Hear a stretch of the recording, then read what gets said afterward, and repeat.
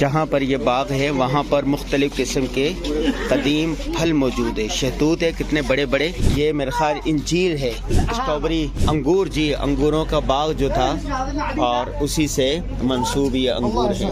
یہ پرانی سی دکان ہے مسجد عداس۔ یہ جو سامنے گریل کے نیچے پتھر رکھا ہے نا، اس پتھر کے ساتھ محبوب صلی اللہ علیہ وسلم نے ٹیک لگائی، ٹیک لگا کے زخمی حالت کے اندر بیٹھے۔ روایات کے اندر یہ آتا ہے کہ اس پتھر نے محبوب صلی اللہ علیہ وسلم کا خون مبارک چوس لیا تھا۔ ان تینوں پتھروں میں سے کسی ایک پتھر کو بچوں نے دھکا دیا کہ ان کا مقصود یہ تھا کہ پتھر کے نیچے آ کر یہ ہلاک ہو جائیں گے۔ جی جیسے پتھر کے گرنے کی آواز آئی تو نبی صلی اللہ علیہ وسلم نے اوپر دیکھا تو پتھر وہ وہیں رک گیا۔ ایک غلط فہمی اور ہمارے اکثر جو رہبر ہیں، گائیڈ حضرات ہیں، وہ بہت بڑی غلطی کرتے ہیں، اور خصوصاً جو انڈین فیملی آتی ہیں وہ ایک بہت بڑی غلطی کہتے ہیں۔ جو اوپر گھر میں نے بتایا کہ بڑی اماں کا گھر ہے اور وہ نبی صلی اللہ علیہ وسلم کے مرہم پٹے کی، اس کے بارے میں وہ کہتے ہیں کہ یہ وہ عورت ہے جس نے جو نبی صلی اللہ علیہ وسلم پر کوڑا پھینکا کرتی تھی۔ حالانکہ ایسی کوئی بات نہیں ہے، نہ ہی یہ واقعہ سیرت کے اندر کہیں آتا ہے، نہ حدیث کے اندر آتا ہے۔ جی یہ وہ مسجد بتائی جاتی ہے، یہ وہ جگہ بتائی جاتی ہے جب رسول اللہ صلی اللہ علیہ وسلم وہ یہ جو باغ تھا طائف کا، وہاں سے جب ادھر تشریف لائے تو یہاں آپ صلی اللہ علیہ وسلم نے پناہ لی تھی۔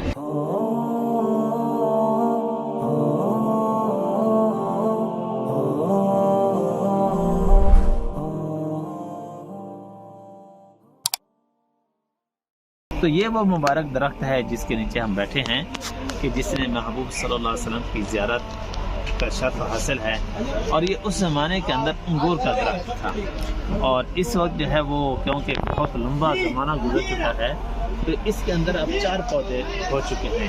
ایک انگور کا ہے، ایک شہتوت، ایک انجیر، اور ایک جو سامنے چھوٹے چھوٹے پھولوں والی یہ بیل اگی ہوئی ہے، یہ 4 پودے ایک ہی جگہ پر۔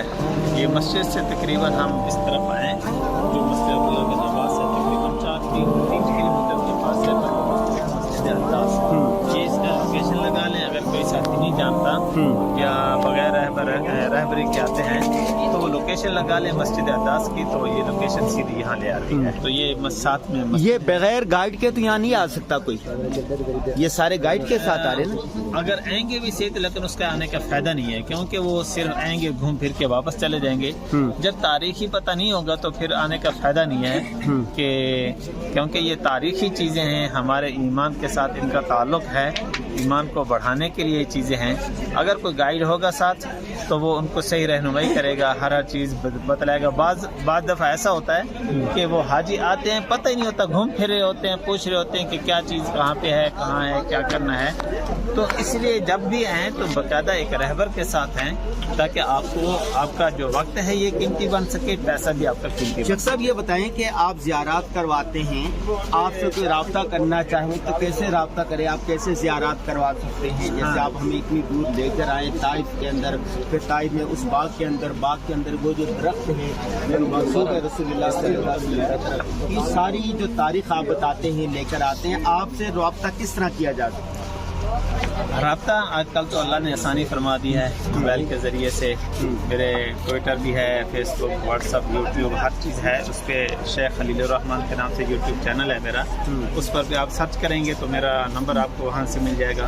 اور دوسری یہ ہے کہ یہاں پر جو ہمارے انڈین ہیں، کافی سارے دوست احباب دوسرے ممالک سے، یورپ سے، امریکہ، دبئی اور یو ایس اے، یو کے، خصوصاً انڈین جو ہمارے دوست احباب ہیں، ہر طرح سے ریفرنس سے ان کو لے کے آتے ہیں۔ اگر زیادہ بڑا گروپ ہے تو بسوں کے ذریعے سے لے آتے ہیں، ہائی روف سے یا چھوٹی گاڑیوں پہ، جس طرح سے بھی جتنے بھی احباب ہوتے ہیں اسی طرح سے ہم ترتیب بنا کے ان کو مکمل زیارات طیف، مکہ، مدینہ۔ آپ سے رابطہ کیسے ہو سکتا ہے؟ تو اس کے لیے نمبر ہے 056-398-6706۔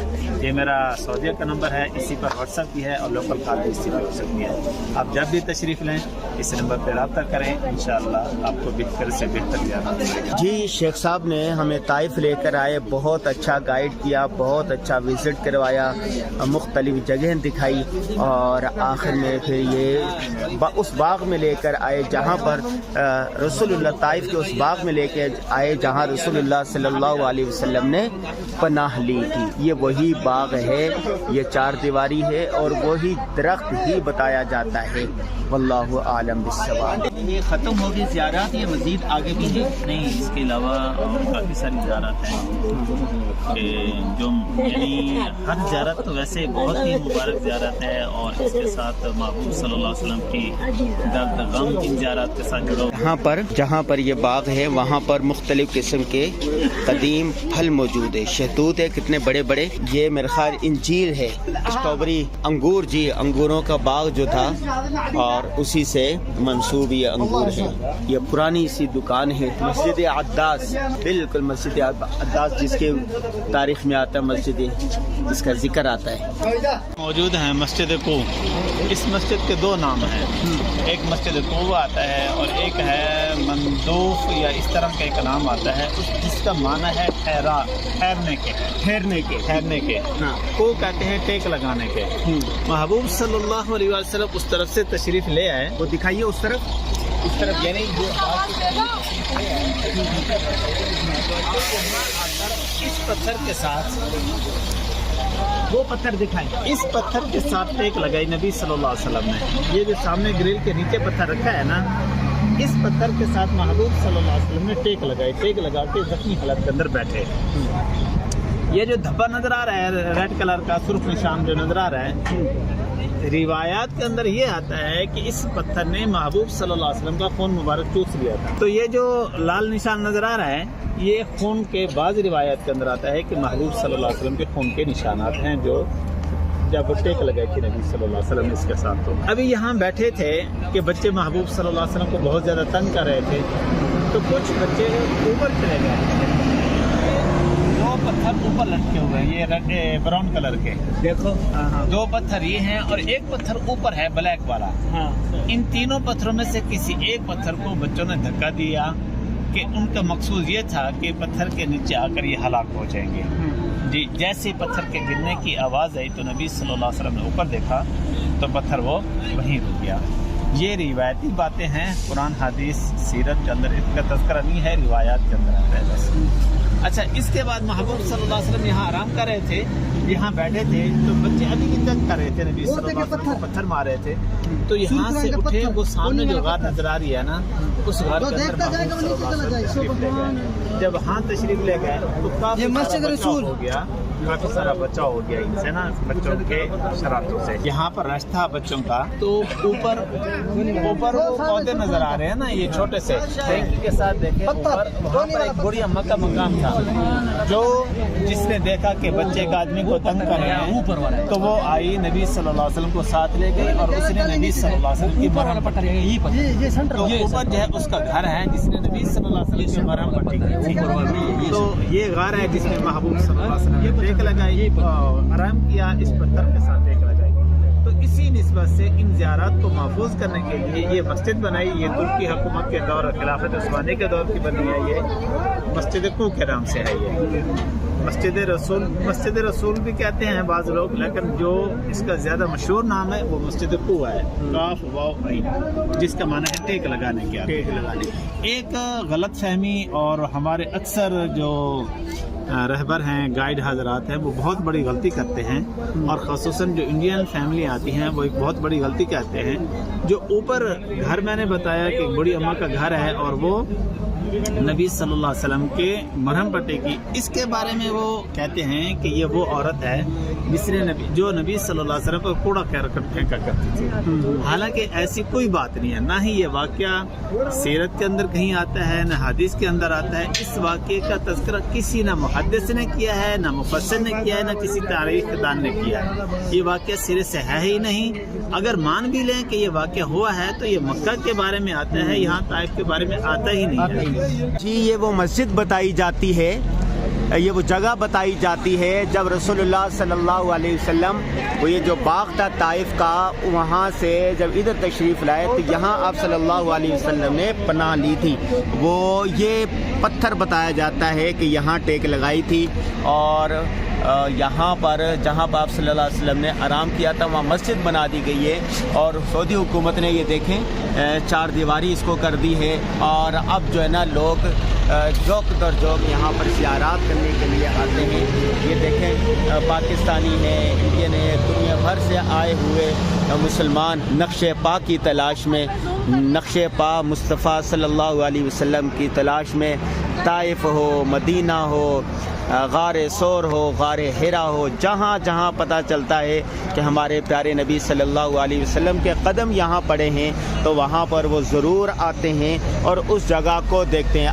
اصل بات یہ ہے کہ نبی صلی اللہ علیہ وسلم کی تعلیمات پر عمل کیا جائے۔ اللہ تبارک و تعالی ہمیں سنت پر عمل کرنے کی توفیق عطا فرمائے، آمین آمین یا رب العالمین۔